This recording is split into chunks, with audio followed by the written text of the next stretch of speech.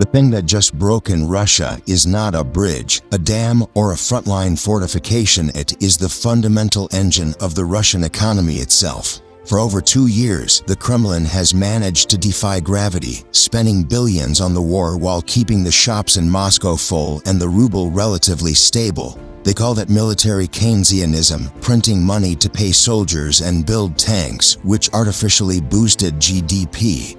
But in December 2025, the laws of economics finally struck back with vengeance. The Russian central bank, led by the technocrat Elvira Nabiullina, was forced to raise the key interest rate to an eye-watering 21%, a level not seen since the chaotic default of the 1990s or the immediate panic of the invasion in 2022.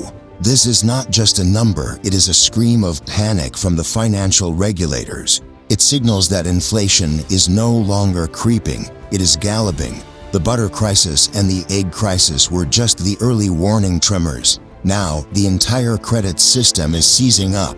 At 21% interest, no legitimate business can borrow money to expand, invest, or even cover payroll. The only entity that can afford to borrow is the state because the state prints the money. This creates a crowding out effect where the private sector bakeries, tech firms, logistics companies is being suffocated to feed the military-industrial complex. The breaking point is the realization that the central bank has run out of tools. Raising rates higher will kill the civilian economy, causing mass bankruptcies and unemployment. But lowering rates will unleash hyperinflation, turning the ruble into confetti.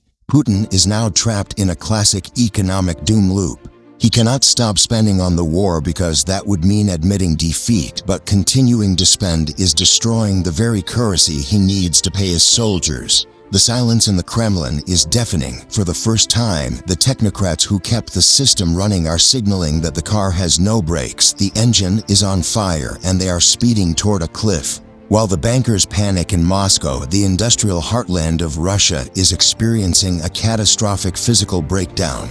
The something big that broke is the labor market. You simply cannot remove over 1 million working-age men from the economy, killing hundreds of thousands of them and sending the rest to rot in trenches without consequences. Russia is currently facing a labor shortage of nearly 5 million workers. Factories that are frantically trying to build T-90 tanks and artillery shells are poaching workers from civilian sectors by offering triple salaries, which in turn forces supermarkets, construction firms, and transport companies to raise wages they cannot afford, fueling the inflation fire mentioned in Part 1.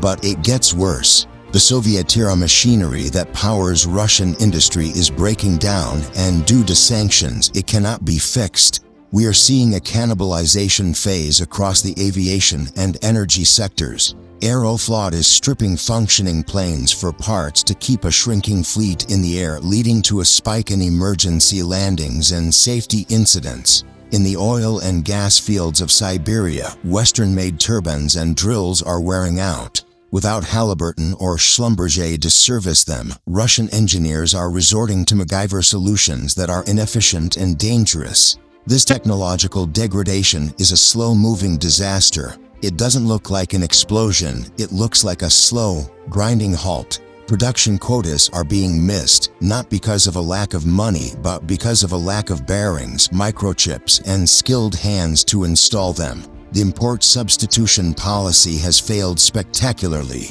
You cannot replace high-tech German engineering with Chinese knockoffs overnight. The result is that the Russian economy is becoming primitive and industrializing in real time. They are producing more steel and gunpowder, yes, but they are producing less of everything else that makes a modern society function. The social contract where Putin promised stability in exchange for political passivity is breaking because the state can no longer deliver the basic goods and services of the 21st century. The third pillar to collapse is the myth of the energy superpower. For 20 years, Vladimir Putin used Gazprom and Rosneft as geopolitical weapons, believing that the world could not survive without Russian energy. In 2025, that weapon has blown up in his face.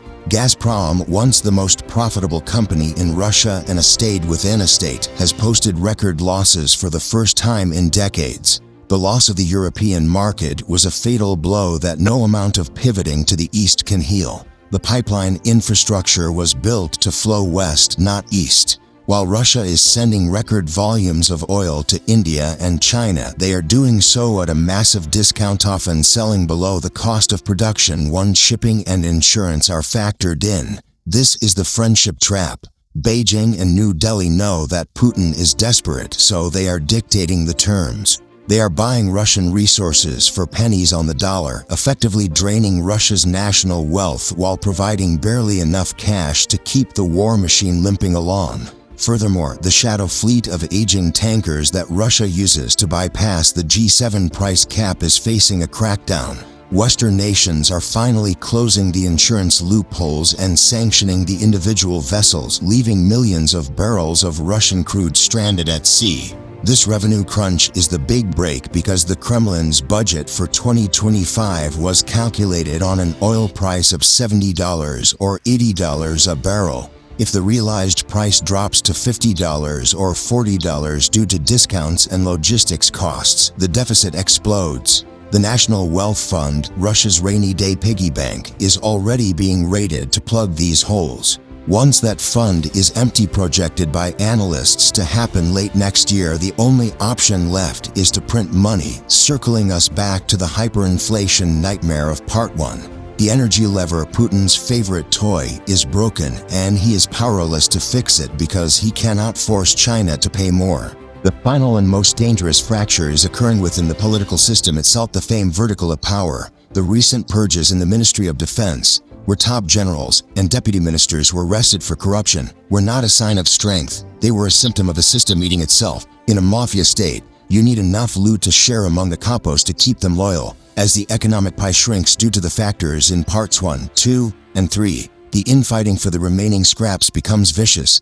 The something big that broke is the elite's confidence in the Tsar. They see the writing on the wall. They see that the war has no exit strategy, that the economy is overheating, and that their personal fortunes are evaporating under sanctions. This paralysis is trickling down to the regional level. We are seeing regional governors struggling to maintain infrastructure, heating pipes bursting in Novosibirsk, power outages in Rostov, and fuel shortages in the agricultural south. In previous years, Moscow would send a bag of cash to fix these problems. Now, Moscow is taking cash from the regions to fund the war. This reversal of resource flow is breaking the federation. Regional elites are asking a dangerous question. Why are we sending our money and our men to die in Donbas when our own people are freezing? Putin is powerless to stop this because he cannot be everywhere at once. He has centralized all decision-making to such an extreme that when the center is overwhelmed, the periphery drifts into chaos. The system is brittle. It looks strong on the outside. The police can still arrest protesters, and the TV still spews propaganda, but the internal mechanisms of governance, the feedback loops that allow a state to solve problems, have snapped. Russia is essentially a train hurtling down the tracks with a dead driver, fueled by burning its own cargo cars. The crash isn't coming.